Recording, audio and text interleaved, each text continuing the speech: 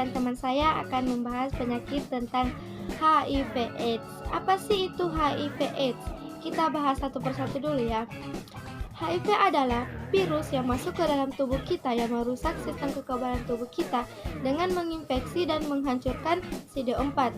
Nah, ketika banyak CD4 yang dihancurkan, maka kekebalan tubuh kita ini akan semakin menurun. Nah, ketika kekebalan tubuh kita ini semakin menurun, maka kita akan rentan terkena berbagai macam penyakit. Nah, ketika HIV juga ini tidak ditangani, maka akan menjadi kondisi yang lebih serius yang disebut dengan AIDS. Nah, AIDS ini adalah stadium akhir dari virus HIV. Pada tahap ini, tubuh yang melawan infeksi itu sudah hilang sepenuhnya, pun berbagai penyebab dari HIV/AIDS. Nah, AIDS ini disebabkan oleh si HIV. Nah, HIV ini masuk ke dalam tubuh menghancurkan CD4. Nah, ketika CD4 semakin sedikit, maka tubuh akan semakin menurun. Adapun berbagai penyebab dari HIV/AIDS. Nah, AIDS ini disebabkan oleh si HIV. HIV ini masuk ke dalam tubuh dengan menghancurkan CD4. Nah, semakin banyak CD4 dihancurkan, maka CD4 akan sedikit demi sedikit akan berkurang. Ketika CD4 ini berkurang, maka tubuh kita akan semakin lemah. Penularan HIV terjadi pada saat darah, sperma, dan cairan vagina dari seorang yang terinfeksi masuk ke tubuh orang lain. Hal ini dapat terjadi melalui seperti hubungan seksual, transfusi darah, dan berbagai macam jarum suntik. Perjalanan infeksi HIV/AIDS terdiri dari 4 fase, di mana fase 1 itu HIV masuk, ditandai dengan gejala demam, keringat malam, sariawan, atau dapat dibilang gejala flu. Rata-ratanya itu 6 minggu sampai 6 bulan. Kedua, fase 2 di mana tanpa gejala, di mana virus ini berkembang biak tanpa gejala, tampak sehat dan dapat beraktivitas seperti biasa. Fase 3 itu AIDS, di mana timbul infeksi opportunistik, TBC atau tuberkulosis, radang paru, kanker kulit, dan lain-lain. Fase keempat itu kematian, rata-ratanya itu 10 sampai 12 tahun. Selanjutnya itu faktor risiko HIV/AIDS.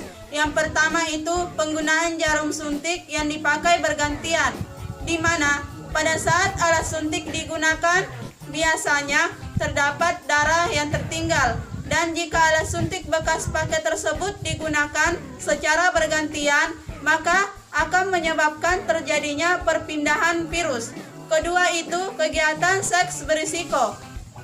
Hubungan seks tanpa kondom dapat menyebabkan penularan infeksi menular seksual yang meningkatkan risiko seseorang terinfeksi virus HIV karena adanya perlukaan akibat infeksi menular seksual. Selanjutnya itu tanda dan gejala dari HIV/AIDS. Yang pertama itu terjadi penurunan berat badan dengan cepat, lebih dari 10% tanpa ada alasan yang jelas dalam 1 bulan. Kedua, demam yang berkepanjangan lebih dari 1 bulan. Ketiga, diare yang tak kunjung sembuh lebih dari 1 bulan. Keempat, cepat merasakan lelah. Kelima, terjadi pembengkakan pada kelenjar getah bening. 6. Sakit tenggorokan. 7. Nyeri otot. 8. Adanya bintik-bintik berwarna keungu-unguan yang tidak biasa.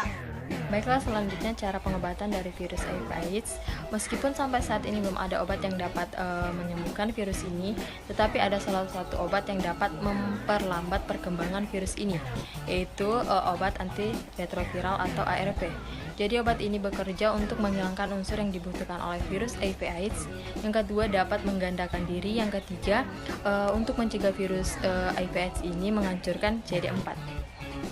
Cara mencegah dan pengobatan dari virus HIV/AIDS. Cara pencegahan HIV/AIDS yang pertama, melakukan hubungan seksual dengan aman. Yang kedua, menghindari berhubungan seksual dengan lebih dari satu pasangan. Dan yang ketiga, menghindari obatan terlarang atau narkoba dan juga jarum suntik. Dan yang keempat, bagi laki-laki sebaiknya bersunat agar tidak berisiko terkena virus HIV/AIDS. Bahaya HIV/AIDS. Bahaya HIV/AIDS adalah kumpulan gejala yang diakibatkan berkurangnya kekebalan tubuh. Penyebabnya adalah virus yang mudah menular dan merusak sel darah putih sebagai pembawa kekebalan tubuh. Sekian video dari kami. Wabillahi taufiq wal hidayah. Wassalamualaikum warahmatullahi wabarakatuh.